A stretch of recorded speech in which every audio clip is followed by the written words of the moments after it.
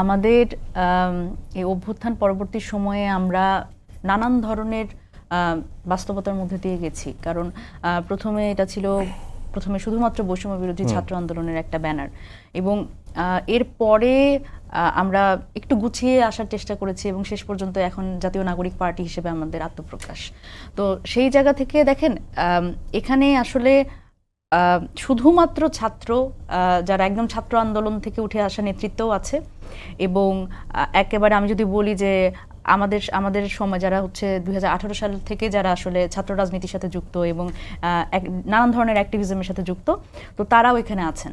তো সুতরাং এই জায়গা থেকে যেহেতু নেতৃত্ব অনেক ক্ষেত্রে এটা বাস্তবতা, সেটা হচ্ছে অনেক ক্ষেত্রে অনেক ধরনের কাজকর্ম হয়তো হয়ে গেছে বা ইম্যাচিউরিটি ছিল, তো সেই জায়গা থেকে আমরা এক্সপেক্ট করি গঠনমূলক সমালোচনা অবশ্যই। আর আমরা তো আসলে সমালোচনাগুলোকে খুব স্বাভাবিকভাবে নিই, কারণ এই কথা না বলতে পারাই তো গত 16-17 বছরের একটা সবচেয়ে বড় কনস্ট্রেন্ট। আমরা এটা বলতে পারিনি, আপনিও এমন অনেক প্রশ্ন করতে পারেননি যেটা এখন করতে পারছেন। সুতরাং এগুলো আমরা খুবই স্বাভাবিকভাবে নেই এবং আমরা ওয়েলকাম জানাই। আমরা গতকালকে যেরকম ছিলাম, আমরা আমাদের যদি সমালোচনা করে কেউ, আমরা শিখছি প্রত্যেকদিন, এবং আমরা একদিনের পরে মানে পরের দিন আসলে আমরা নিজেদের চেষ্টা করছি যে আরও কতভাবে আসলে ঠিক করা যায়। এবং সেই জায়গা থেকে আসলে আমরাও চাই যে আসলে যারা অন্যান্য রাজনৈতিক দল আছে তাদের থেকেও শিখতে চাই, আমরা প্রতিনিয়ত শিখছি।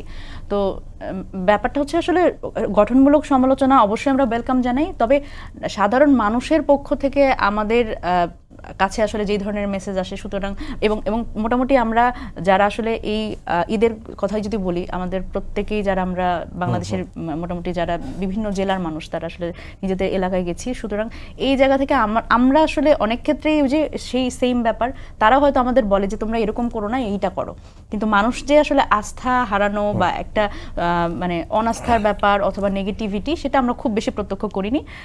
তবে আমরা অনেক বেশি ওয়েলকামিং হয়েছি বিভিন্নভাবে। যেমন দেখা গেছে যে আমরা যখন এলাকায় গেছি তখন আমাদের বলেছে যে মানে আমরা যাতে আসলে, এবং আমি যদি বলি যে অন্যান্য রাজনৈতিক দলের থেকেও যেরকম আমরা আসলে বিভিন্ন রকম প্রতিবন্ধকতার কিন্তু শিকার হয়েছি, আবার আমার অনেক জায়গাতে কিন্তু অনেক ওয়েলকামিং পরিস্থিতিও ছিল, তবে বেশিরভাগ আসলে একটু আমাদের ক্ষেত্রে দেখা গেছে নেগেটিভ। দেখা গেছে যে আমাদের অনেকেই হয়তো নিজেদের এলাকায় গিয়ে অনেক মারমুখী একটা সিচুয়েশনের সম্মুখীন হয়েছে প্রতিপক্ষ হিসেবে যারা আমাদের ভাবছেন তাদের পক্ষ থেকে। তবে সাধারণ মানুষের একটা সিম্প্যাথির জায়গা তো অবশ্যই আছে, এবং আমরা সেটাকে আসলে কাজে লাগিয়ে সেটা আসলে মানে এক্সপ্লয়েট করার পক্ষপাতী না, বরং আমরা আসলে সেটাকে স্ট্রেংথ হিসেবে নিয়ে আমরা সামনের দিকে এগিয়ে যাওয়ার পক্ষপাতী। আপনারা বলছিলেন যে নতুন রাজনৈতিক বন্দোবস্তের কথা বলছিলেন, তো সেই দিকে কতটুকু অগ্রগতি? এবং অনেকে বলছেন যে আপনারা যতটা না দল গোছানোর জন্য ব্যস্ত, তার চেয়ে বেশি ব্যস্ত হচ্ছে বিএনপির নানা ধরনের যে কর্মকাণ্ডগুলো হচ্ছে সেটির সমালোচনা নিয়ে বেশি ব্যস্ত। আচ্ছা, এটা খুবই ইন্টারেস্টিং একটা প্রশ্ন আপনি করেছেন। দেখেন, বাংলাদেশের গত 16-17 বছরের সংস্কৃতিতে যেটা হয়েছে যে আমরা তো সমালোচনাই শুনিনি। সমালোচনা শুনলেই এখন কেন যেন মনে হচ্ছে যে অনেকে গায়ে ফোসকা পড়ে যাচ্ছে। এখন সমালোচনা তো শুনতে হবে, আপনিও আমার সমালোচনা করেন, কোনো অসুবিধা নাই। এবং আমাদের নিয়ে তো আসলে যদি আমি সমালোচনা বলি সেটাও মনে হয় খুব সুন্দর করে বলা হবে। আমাদের নিয়ে বিএনপির পক্ষ থেকে অনেক বর্ষিয়ান নেতারা যেইভাবে করে আসলে আক্রমণাত্মক বক্তব্য দেন, সেটাতে আমরা খুব আহত হই। যে প্রথমত অভ্যুত্থান পরবর্তী সময়ে আমরা আসলে এই কারেজটা দেখিয়েছি যে একটা রাজনৈতিক দল হিসেবে আত্মপ্রকাশ করা, এটা কিন্তু যথেষ্ট আমাদের জন্য, কিন্তু গুছিয়ে আসলে এই পর্যন্ত আনা এত স্বল্প সময়ে, সেটা কিন্তু আমাদের জন্য অনেক বড় একটা ব্যাপার ছিল।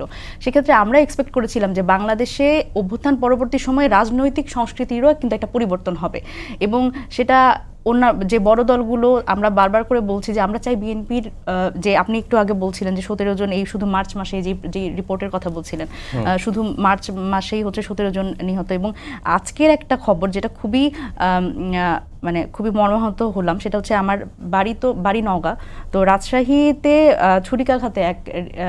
ছুরিকাঘাতে আহত সেই রিকশাওয়ালা, তার কিন্তু মৃত্যু হয়েছে, এবং সেটা হচ্ছে বিএনপির 2 গ্রুপের সংঘর্ষে। মিরসরাইয়ে 144 ধারা দিয়েও আসলে 2 গ্রুপের মারামারি বন্ধ করা যায়নি।